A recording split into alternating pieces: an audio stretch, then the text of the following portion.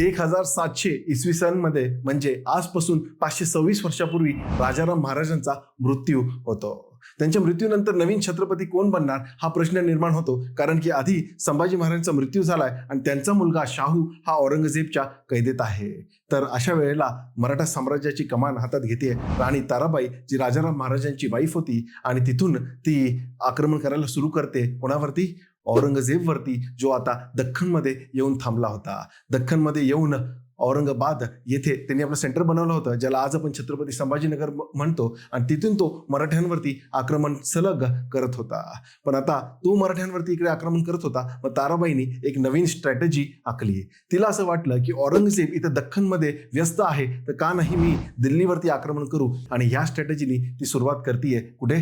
उत्तरेवरती आक्रमण करायला. आणि कुठे आक्रमण करते ती बुरहानपूरला सुरुवातीला आक्रमण करते, त्यानंतर इंदोरवर आक्रमण करते, ग्वालियर सुद्धा आक्रमण करते, आणि तयारी करते दिल्ली आणि दिल्लीच्या आसपासच्या शहरांवरती आक्रमण करायची. हे विचार ऐकून आणि हे सर्व पाहून औरंगजेब स्तब्ध होतो, आणि त्याला भीती वाटायला लागते की दिल्ली त्याच्या हातातून जाईल, आणि म्हणून तो दिल्ली वाचवण्यासाठी औरंगाबाद येथून निघतो. पण रस्त्याने जाता जाता भिंगार या गावी त्याचा मृत्यू होऊन जातो, आणि त्याची कबर तिथे जवळच खुलताबाद येथे बांधलेली आहे. तर आता इथे औरंगजेबचा टॉपिक संपतो. पण मग आता पाहूया त्याची मुलं जी 3 आहेत, मुअज्जम, आझम, कामपक्ष, आणि त्यांच्यामध्ये सुरू होतो गादीसाठी वॉर.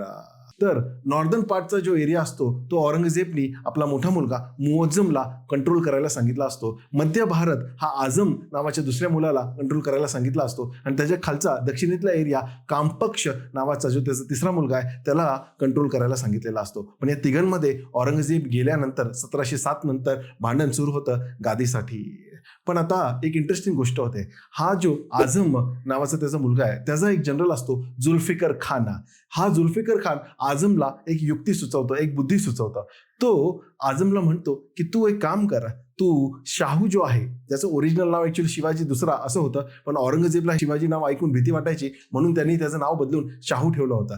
तर जुल्फिकर खान कुणाला म्हणतो? आझमला म्हणतो की तू शाहूला कैदेतून सोडून दे. म्हणजे काय होईल, शाहू बाहेर जेव्हा सुटेल आणि तिकडे ताराबाई आहेत, ह्या दोघांमध्ये यादवी युद्ध, सिव्हिल वॉर ची सुरुवात होईल गादीला घेऊन. ती एक इंटरेस्टिंग आयडिया असते, आणि आझम याला फॉलो करतो. बुरहानपूर येथून शाहू महाराजांना तो सोडून देतो. जसा तो शाहू महाराजांना सोडतो, काही मराठा सरदार त्यांना घ्यायला येतात आणि त्यांच्यासोबत जॉईन सुद्धा होतात. त्यामध्ये काही दिग्गज मराठा सरदार असतात, त्यांच्यामध्ये काही पॉवरफुल मराठा सरदार येऊन जॉईन होतात, ज्याच्यामध्ये नेमाजी शिंदे असतात, हैबतराव निंबाळकर असतात, कान्होजी भोसले असतात, रुस्तमराव जाधव असतात, आणि परसोजी भोसले सुद्धा असतात. आणि अशा समूहाला घेऊन शाहू महाराज बुरहानपूर येथून येत महाराष्ट्राच्या आतमध्ये दरीखोऱ्यांमध्ये. त्यांना असं वाटलं की मला जर स्वतःला छत्रपती घोषित करायचंय तर मी राजधानीवरती गेलं पाहिजे, आणि राजधानी त्यावेळी होती सातारा.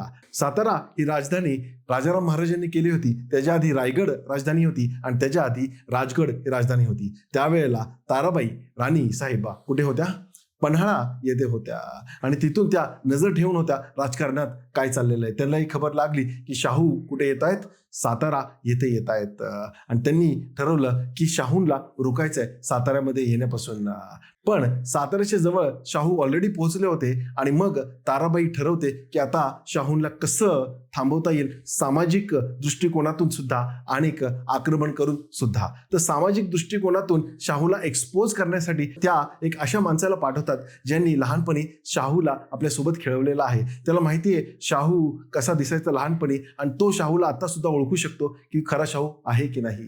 तो जातो, माणूस शाहूला भेटतो, आणि शाहूच्या माथ्यावरचे वन चेक करतो, पाठीवरचे वन चेक करतो, पायावरचे वन चेक करतो, आणि तो डिक्लेअर करतो की हाच खरा शाहू आहे. आणि एवढंच नाही, तो शाहूंसोबतच राहतो. तर ताराबाईंची जी पहिली चाल होती, जो पहिला अटॅक होता, सामाजिक अटॅक, ज्याच्यामध्ये शाहूला त्या एक्सपोज करणार होत्या आणि समाजासमोर दाखवणार होत्या की हा खरा शाहू नाहीये, हा कोणतरी तोत्या आहे, हा कोणतरी डुप्लिकेट माणूस मुघलांद्वारे पाठवलेला आहे, तो फेल होऊन जातो, आणि त्याच्यामध्ये शाहू उत्तीर्ण होऊन जातात. आणि याच्यानंतर अजून भरपूर सारे मराठा सरदार येऊन शाहूला येऊन जॉईन होतात. पण आता ताराबाई ह्या शाहूंना सिरियसली घेते आणि टीम पाठवते आपला एक बलाढ्य फायटर ज्याचं नाव आहे धनाजी जाधव. धनाजी जाधव कोकणाच्या मार्गातून येतो आणि लिटरली लोहगड विसापूर किल्ले हे जिंकून घेतो आणि आता तो डायरेक्टली अटॅक करणार आहे साताऱ्यावरती आणि सातारा जिंकून तो शाहूला कैदेत घेणार आहे आणि कैद करून पाठवून देणार आहे गिफ्ट म्हणून कोणाला, ताराबाईंना. अशा वेळेला शाहूला कळतच नव्हतं काय करायचं. भरपूर सारा मराठे सरदार शाहू सुद्धा पाठवत होते लढण्यासाठी धनाजी जाधव सोबत, पण धनाजी जाधव एकदम एक्सपिरियन्स फायटर होते. त्यांनी औरंगजेबला पण भरपूर वेळा कितीतरी युद्धात हरवलं होतं. तर अशा वेळेला शाहूला एक माणूस येऊन भेटतो आणि तो म्हणतो मी तुम्हाला वाचू शकतो. काय त्या माणसाचं नाव? त्या माणसाचं नाव आहे बालाजी विश्वनाथ. कोकण हरणे येथून हा माणूस आहे आणि अतिशय हुशार आणि चाणक्य ह्या माणसाला मानलं जातं. असं म्हणायचे की बुद्धिबळ खेळताना 64व्या डावानंतर कितवा डाव खेळायचा आहे हा सुद्धा त्यांच्या माइंडमध्ये कॅल्क्युलेटेड असायचा. आणि असा हा माणूस शाहू महाराजांना येऊन भेटलेला आहे आणि त्यांना म्हणतोय की मी तुमचे प्राण वाचू शकतो. आधी शाहू महाराजांना हे खोटं वाटतं आणि त्यांना वाटतं हा माणूस माझे प्राण वाचू शकत नाही, पण ह्या माणसाचं कॉन्फिडन्स पाहून त्यांना वाटतं की याला एक चान्स देऊन पाहू. आणि शाहू महाराजांकडे तसे दुसरे ऑप्शन पण राहिलेले नव्हते. सर्वांना धनाजी जाधवनी हरवलं होतं. तर शाहू या बालाजी विश्वनाथला विचारतात तुला किती संख्येची आर्मी पाहिजे मला धनाजी जाधव पासून वाचवण्यासाठी? त्याचं उत्तर बालाजी विश्वनाथ देतात मला काहीच आर्मी नको, मी एकटा जाऊन तुम्हाला वाचू शकतो. आधी शाहूला विश्वास होत नाही, पण शाहूंकडे ऑप्शन नव्हतो आणि ते बालाजी विश्वनाथला म्हणतात ठीक आहे जाऊन मला वाचून दाखव. बालाजी विश्वनाथ हा अतिशय चाणक्य व्यक्ती आहे. याला दुश्मनची प्रत्येक कमजोरी माहिती होती आणि धनाजी जाधवची सुद्धा एक कमजोरी होती, त्यांचा मुलगा जो दिवसभर ऐशो आराम डान्स ड्रामा बघण्यामध्ये बिझी असतो. चंद्रराव जाधव त्याचं नाव आहे आणि धनाजी जाधवला सर्वात मोठी आयुष्यामध्ये काळजी असेल तर ती कोणाची होती? चंद्रराव जाधव आपल्या मुलाची काळजी होती. तर बालाजी विश्वनाथ डायरेक्टली जाऊन धनाजी जाधवला भेटतायत आणि त्याला म्हणतात तुझा मुलगा ज्याची तुला खूप काळजी वाटते त्याच्या करिअरला घेऊन माझ्याकडे एक सॉल्युशन आहे. हे शब्द ऐकून धनाजी जाधव एकदम प्रश्नात पडतो आणि थोडासा इमोशनल सुद्धा होतो आणि बालाजी विश्वनाथला विचारतो तुला कसं माहिती माझ्या मुलाबद्दल? बालाजी विश्वनाथ म्हणतो ते सर्व सोडा, मी तुम्हाला 2च गोष्टी सांगेल. पहिली गोष्ट की हे जे शाहू आहेत ते खरे शाहू आहेत, खरे संभाजीचे पुत्र आहेत आणि छत्रपती आहेत. ही झाली पहिली गोष्ट. दुसरी गोष्ट म्हणजे तुमचा जो मुलगा आहे चंद्रराव जाधव ज्याच्या करिअरची ज्याच्या फ्युचरची तुम्हाला टेन्शन आहे त्याला मी शाहूच्या आर्मीमध्ये सेनापतीचं पद मिळवून देऊ शकतो. ही ऑफर ऐकून धनाजी जाधव स्तब्ध झालेला आहे, कारण की अशी ऑफर त्यांना अजूनपर्यंत कोणीच दिली नव्हती. कारण की ते स्वतः ताराबाईंच्या मराठा आर्मीचे सेनापती आणि मुलगा शाहू महाराजांच्या आर्मीचा सेनापती. हे तर 5 उंगलिया घी में आणि सर कढाई में अशा टाईपची परिस्थिती निर्माण झालेली आहे आणि त्यांना वाटलं की अशी ऑफर परत कधीच मिळणार नाही. ते सरळ बालाजी विश्वनाथला विचारतात सांग मला काय करायचं आहे. तर बालाजी विश्वनाथ त्यांना सांगतो उद्या आपण एक खोटी लढाई लढायची आहे. शाहूची आर्मी एकीकडून असेल आणि तुमची आर्मी एकीकडून असेल, दोघांनी खोटी लढाई लढायची आणि तुम्ही हरलाय असं दाखवून तुम्ही इथून निघून जायचंय बिना शाहूला कॅप्चर करता. आणि तसंच झालेलं आहे. धनाजी जाधव दुसऱ्या दिवशी खोटी लढाई लढतात आणि परत निघून जातात बिना शाहूला हरवता किंवा त्यांना कॅप्चर करता आणि जातात ताराबाईंना सांगतात आम्ही हरलो. ताराबाईला पण हा सर्व प्लॅन लक्षात आलेला आहे. त्यांनी मग धनाजी जाधवला थोडंसं साईडलाईन करून टाकलं आणि नवीन फायटर रिंगणात उतरवलेला आहे. कोण आहे तो फायटर? त्या फायटरचं नाव आहे कान्होजी आंग्रे. हो तेच कान्होजी आंग्रे जे आपल्या मराठ्यांचं ची नेव्ही पाहत होते. नेव्हीमध्ये ते एकदम एक्सपर्ट होते आणि कान्होजी आंग्रे आता कोकणाच्या साईडनी पुण्याच्या जवळ आलेले आहेत. लोणावळा जवळ लोहगड आणि विसापूर हे किल्ले आहेत त्यांनी कॅप्चर केलेले आहेत. पुण्याच्या आसपास जाळपोळ सुरू केली आहे आणि आता परत 1 आठवड्याचाच प्रश्न आहे की ते जाऊन अटॅक करणार आहेत शाहूवरती आणि त्यांना परत कैदेत घेणार आहेत. अशा वेळेला आता शाहू वाट पाहत आहेत की त्यांना कोण येऊन भेटेल? बालाजी विश्वनाथ येऊन भेटेल आणि तो परत म्हणेल मी तुम्हाला वाचू शकतो. पण बालाजी विश्वनाथ काही आलेला नाहीये त्यांना भेटायला. मग तात्पुरतं त्यांनी म्हणलं की मीच माझा जो पेशवा आहे, त्यांचं त्यावेळी अष्टप्रधान मंडळ बनलं होतं आणि त्यांचा पेशवा होता मोरोपंत पिंगळे. त्यांना असं वाटलं की या मोरोपंत पिंगळे पेशवाला पाठवू आणि हा मला वाचवेल. तर मोरोपंत पिंगळेंना एक छोटीशी आर्मी घेऊन पाठवलेलं आहे लढण्यासाठी. कोणासोबत? कान्होजी आंग्रे सोबत. पण कान्होजी आंग्रे एक दिग्गज फायटर होते, इतके एक्सपिरियन्स फायटर होते.